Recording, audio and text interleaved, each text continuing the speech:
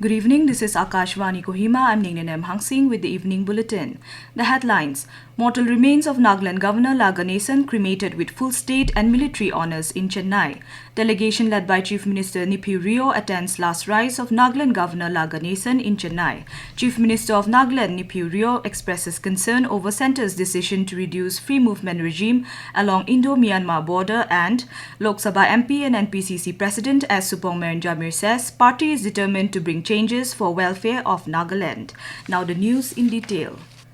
The mortal remains of Nagaland Governor La Ganesan were cremated with full state and military honours in Chennai this evening. The sandal casket containing the body of Mr. Ganesan draped in national flag was accorded full state and military honours with a 42-gun salute as a mark of respect to the veteran leader. The final rites were conducted at the Besant Nagar crematorium where his mortal remains were consigned. A host of leaders, ministers from the central government, Tamil Nadu government and several BJP leaders and citizens took part in the funeral held at the Besant Nagar crematorium. The 80-year-old leader passed away at 6:23 p.m. on August 15 at Apollo Hospital yesterday, where he was undergoing treatment for a severe head injury sustained in a fall at his residence on August 8.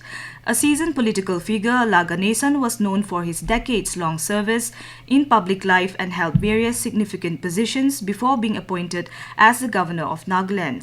Despite undergoing surgery and intensive care, he succumbed to his injuries, leaving behind a legacy of dedication and public service. Chief Minister of Nagaland Neiphiu Rio attended the last rites of Nagaland Governor La Ganesan in Chennai today. Rio was accompanied by Deputy Chief Ministers Y. Paton and T.R. Zeliang, along with Nagaland Chief Secretary Sentiyangar Imchen and Director General of Police Rupin Sharma. In a social media post, the Chief Minister said, La Ganesan's humility, dedication and selfless service to the people will be remembered with deep respect and gratitude. A press release from the office of Deputy Chief Minister Y. Paton stated that the delegation from Nagaland offered floral tributes and observed solemn prayers for the departed leader. During the visit, the delegation also met the bereaved family, conveying their deepest condolences and sharing in their grief. Mr. Paton described La Ganesan as a leader who served with humility, integrity and dedication, and added that his demise is a great loss for Nagaland. Chief Minister of Nagaland Neiphiu Rio has expressed concern over the centre's decision to reduce the free movement regime along the Indo-Myanmar border from 16 km to 10 km with restricted crossing points. Addressing the state-level 79th Independence Day celebration in Kohima yesterday, the Chief Minister said such changes have caused hardships for border communities with deep socio-cultural and economic ties across the international border. My government has urged Government of India to re-examine and revise FMR regarding and the guidelines with the flexible and context-sensitive approach. On 8 February 2024, 6. The Cabinet deliberated on the proposal of MHA for fencing the Indo-Myanmar border, whereby the Cabinet decided to request the central government to continue the free regime movement, enacted appropriate regulation and lay down process for movement of people inhabiting the border areas. On the Assam-Nagaland border, Rio clarified that the eviction drives in the disputed area belt were being undertaken jointly by both the state police and district administrations to maintain status quo and prevent illegal migration. The eviction has been jointly carried out by both the state government of Assam and Nagaland. The joint action involving district administration and police from both states would ensure that no unilateral action is initiated. Status quo is maintained and no influx of illegal migrants take place. Rio pointed out that a landmark reform this year was the complete digitization of the Inner-Line Permit ILP system on 1 January 2025. He informed that the online portal has already processed over 26,500 permits with new ILP categories introduced for workers in agriculture, transport, domestic helpers and drivers and the education sector. The Chief Minister further informed that village councils will maintain registers of ILP holders and hospitality establishments have been directed to notify police upon the arrival of guests from outside Nagaland. This is Akashvani Kohima giving you the news. For quick news update, follow us on our X handles AIR News Alerts and AIR_Kohima. You can also listen to this news bulletin on News On Air app and YouTube channel AIR News Kohima.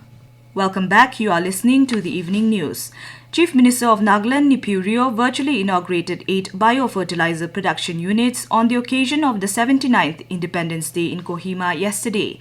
The units are located at Zubza, Dimapur, Jaluke, Wokha, Zuketsa, Mokokchung, Longlang and Tizit. Simultaneously, Advisor for Information and Public Relations and Soil and Water Conservation Imkong L. Imchen virtually inaugurated 2 biofertilizer production units at Twensang and Noklak. The Department of Soil and Water Conservation has set up biofertilizer production units at 10 locations across the state under the Soil Health and Fertility Scheme of PM RKVY under the Ministry of Agriculture and Farmers' Welfare. These production units aim to promote sustainable agriculture by providing indigenous, cost-effective, eco-friendly biofertilizers and biopesticides to farmers across the state. On 12 July 2022, the department signed an MOA with Central Agricultural University, Umiam, Meghalaya, for the technology transfer of 3 products, namely CAU Bioenhancer, CAU Jum Bioenhancer, and Med Biopesticide. Each unit has a yearly production capacity of 5,000 liters. The products are distributed to farmers, demonstration farms, and government-supported agricultural initiatives throughout the state. Lok Sabha MP and President of Nagaland Pradesh Congress Committee NPCC S. Supongemeren Jamir today said the party is determined to bring changes for the welfare of the people of the state. Addressing the NPCC mass joining program for the Kohima District Congress Committee at Congress Bhavan, Mr. Jamir stated that the people have elected the 60 legislators, but they have failed to fulfill the aspirations of the people and asserted that they cannot do it even in the next tenure. He expressed delight at the new members for joining the party and called upon them to uphold the Congress working system.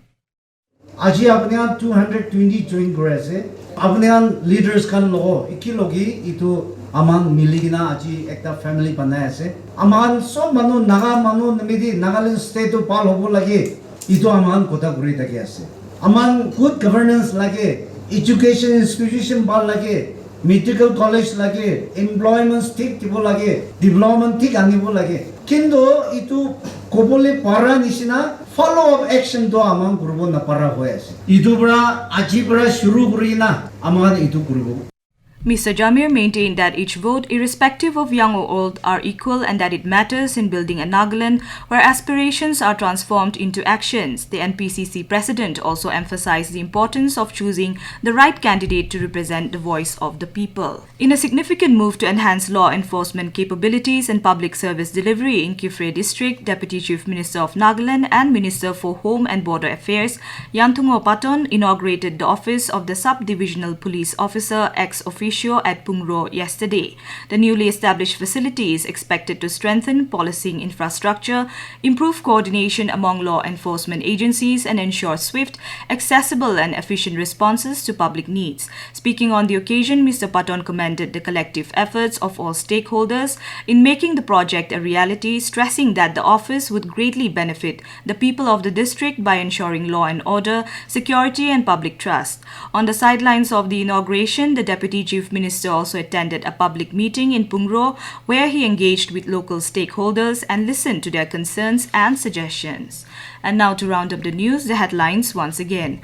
Mortal remains of Nagaland Governor La Ganesan cremated with full state and military honours in Chennai. Delegation led by Chief Minister Neiphiu Rio attends last rites of Nagaland Governor La Ganesan in Chennai.